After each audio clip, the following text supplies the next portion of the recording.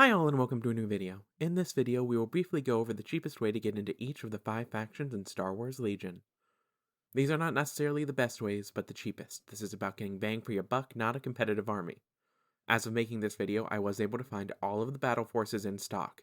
However, that may change in the future, not because I'm making this video, but because it seems like there are some stock issues with the battle forces. All prices are also in US dollar. To start with, finding a friend and splitting a starter box is always the go-to. Both of you get a decent amount of minis, about 3 to 400 points, that work well as a full army if you also buy the faction's respective battle force.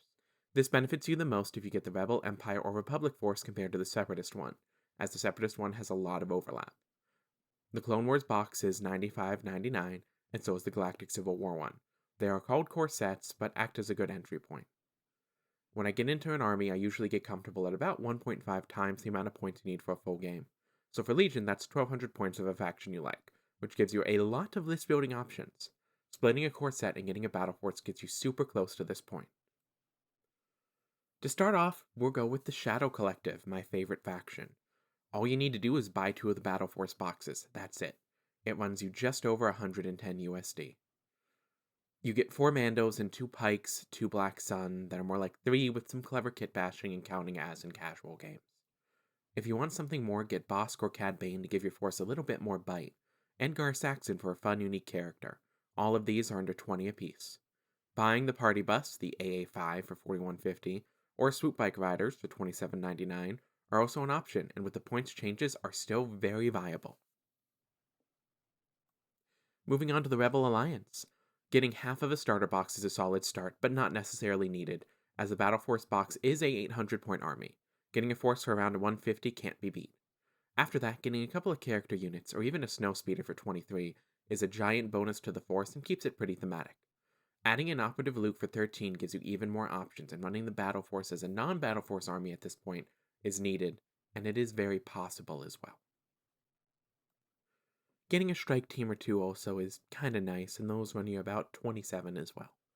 All in all, the Rebel Alliance is strong in its variety, and the starter box, while not needed, with the Battle Force does give you enough points to run them for quite a little bit.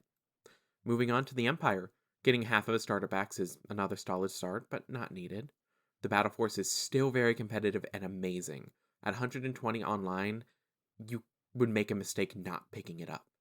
Just be careful to build it non-competitively, as you don't want to be that guy in the friend group. In essence, don't try to buy even more Swoop Bike Riders and run the 4 swoop lists.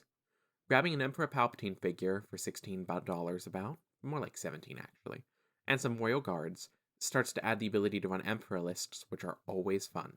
If you want to skew more competitive, grabbing 2 Bounty Hunters, Boba and Bosk for under 20 each, is also a great choice to run a double bounty list, which is a meta, but it's also a counterable meta, and I think it's a little less oppressive than Blizzard Force still, in my opinion. I don't like Blizzard Force. It's more balanced now, but it's still problematic. Going on to the Republic. The starter set and Battle Force box here completely complement each other in the best way. There is 0 overlap in units, so getting both is an amazing start. The Battle Force is 150 and focuses on ARC Troopers, which recently got a pretty decent buff. Combined with the Phase 1 focus on the core box and the ability to build Anakin and Obi-Wan lists, you have an amazing start. A really fun way to run Republic is to grab Cody and a tank or 2. It's 53 for a TX tank, and you can find the infantry support platform for about 35.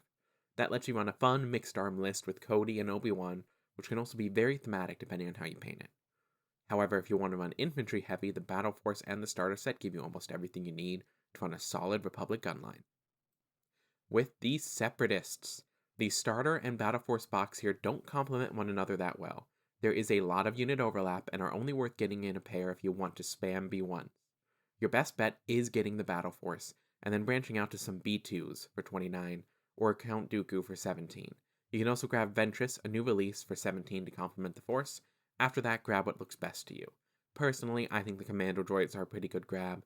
Even though they're not perfect, they do allow you to get some more harassing and longer range shooting into your Force. And here are the final thoughts for this nice and short video today. I hope this video inspired you to start Legion. It is super cheap to get into compared to most war games, so trying it out has very little loss involved. If you want to know more about the factions, there are info cards that popped up in each section, linking to in-depth videos I have done on each of them. Now, if you are still wondering, can I spend this much on a war game? I just have this one thing to say to you. If you play video games, 3 new release video games will probably get you about 30 to 40 hours of playtime depending on what you buy in this current video game climate, as most new release games are only 10 hours long, unless you go into the RPGs or the longer running games, which unfortunately are fewer and far between. A single Battle Force for Legion will give you hours of time building, painting, and playing is near infinite. With the free roles online, you can get tons of time out of it. I just started Legion at the beginning of this year, and I would say I have spent at least 40 to 50 hours painting, building, and playing the game, as I've been doing it at least semi-weekly. Now, for everyone, this is going to be a different sunk cost fallacy. It's just video games are the best thing I could compare this to. And just like video games, they are near eternal and can be constantly replayed in different ways. The joys of tabletop wargame is what you get out of it for the price seems daunting, but once you start, you realize it's not actually that bad.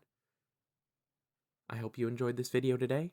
Sorry if it comes out a little late. There have been fireworks all week long, and recording has been difficult, but hopefully the recording and the sound design on this sounds pretty good. If you enjoyed the video, leave a like, comment, and subscribe for more Legion and other wargaming content. And I'll see you all later. Have a wonderful weekend.